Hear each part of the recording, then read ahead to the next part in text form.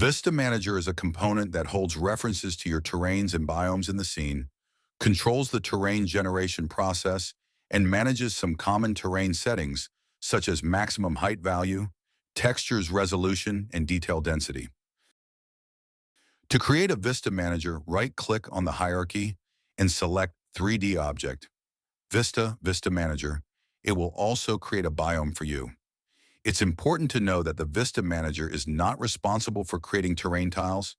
You have to create them on your own.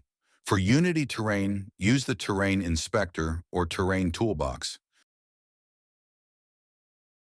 For Polaris, use the Wizard window.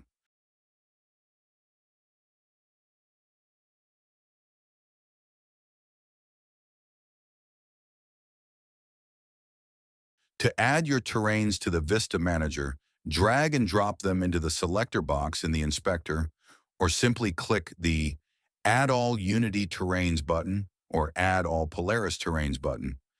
The Vista Manager exposed some common settings that apply to all terrains. They are max height, height map resolution, texture resolution, and detail density resolution. These properties will be overridden to the terrains each time you regenerate the scene. That means you don't need to set these values on individual terrain.